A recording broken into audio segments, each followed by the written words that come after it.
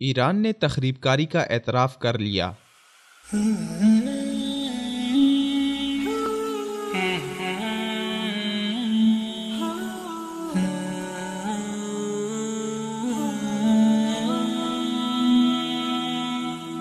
ایران رجیم نے پہلی بار میڈیا پر اپنی دہشت گردی اور مخالفین کو قتل کرنے کا اعلانیہ اعتراف کر لیا ہے۔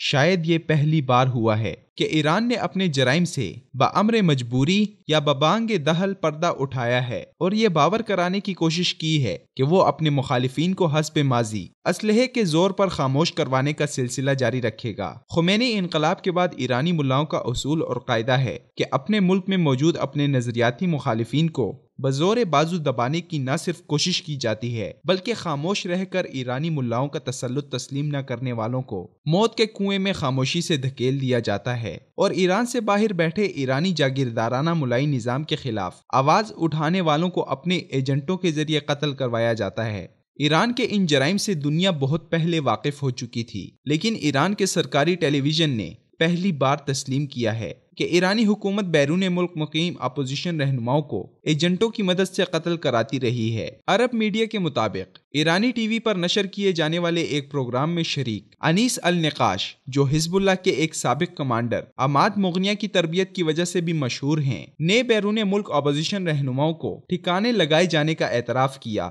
ایک سوال کے جواب میں انیس نقاش نے کہا کہ وہ فرانس میں قید تھے جب ایرانی صحافی وحید یامین بور ان کے پاس آئے۔ ایران میں انقلاب کے ایک سال بعد انیس النقاش فرانس میں سابق بادشاہ کے وزیر اعظم شاہپور بختیار کو قاتلانہ حملے میں ہلاک کرنے کی اسکیم کے تحت آئے، مگر وہ اپنے مشن میں کامیاب نہیں ہوئے، خود پکڑے گئے اور کئی سال فرانس کی ایک جیل میں گزارے۔ یاد رہے کہ انیس نقاش سن 1951 میں بیروت میں پیدا ہوئے۔ سن 1968 میں انہوں نے تحریک فتح میں شمولیت اختیار کی اور جماعت میں متعدد عہدوں پر فائز رہے۔ ایران میں ولایت فقیہ کے انقلاب کے بعد وہ ایران کے قریب ہو گئے اور لبنان میں حزب اللہ کی عسکری قیادت کی تربیت کی۔ فلسطینی تنظیموں اور ایران کے درمیان قربت پیدا کرنے میں بھی اس کا کلیدی کردار رہا ہے۔ وہ فرانس میں سابق وزیر شاپور بختیار کے قتل کے مشن میں آیا، مگر گرفتار ہونے کے بعد 10 سال تک جیل میں رہا۔ اس کی رہائی سن 1990 میں عمل میں لائی گئی۔ انیس نقاش شاپور بختیار کے قتل میں ناکام رہا،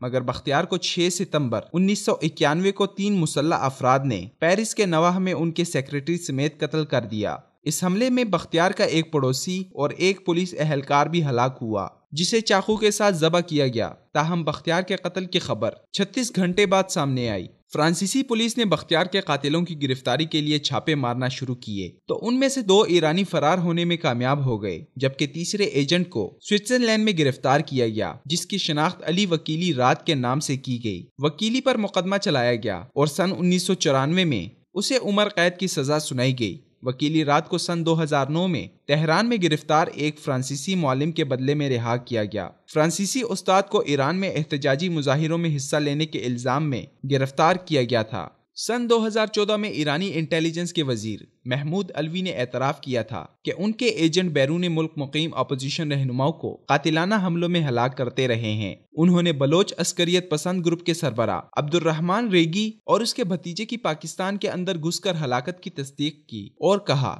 کہ ایران اپنے دشمنوں کو ہر جگہ نشانہ بنائے گا۔ شاپور بختیار سمیت کئی اپوزیشن رہنماؤں کو ایرانی انٹیلیجنس اداروں کے ایجنٹوں نے دوسرے ملکوں میں قتل کیا۔ ان میں کرد رہنما عبد الرحمن قاسملو کو آسٹریا میں، جبکہ صادق شرفکندی اور اس کے 2 ساتھیوں کو جرمنی میں، سابق بادشاہ کے مقرب فنکار فریدون فرخزاد کو بھی بیرون ملک ایک کارروائی کے دوران ہلاک کیا گیا۔ یہ صرف وہ چند اعداد و شمار ہیں جو تاریخی حیثیت رکھتے ہیں، جبکہ اس کے علاوہ ایران نے عرب دنیا بالخصوص شام، عراق، لبنان، یمن اور اس کے ساتھ ساتھ پاکستان، افغانستان، بھارت اور بنگلہ دیش وغیرہ میں بھی بیرونی مخالفین کو بے دردی سے قتل کیا، جن میں سب سے زیادہ قتل و غارت گیری پاکستان میں کی گئی۔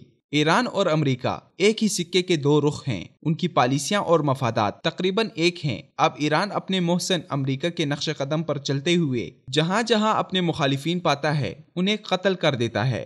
دنیا کو ایرانی تخریب کاری اور خطے میں بدترین شرارت کو سمجھنا ہوگا۔ بالخصوص مسلم دنیا کو اب فیصلہ کر لینا چاہیے کہ مغربی مفادات میں پیش ایران موجودہ دور میں اسلام اور مسلمان کا سب سے بڑا دشمن ہے، جو اسلام کا نام استعمال کر کے اسلام اور مسلمانوں کو کچلنے کی کوششوں میں مصروف ہے۔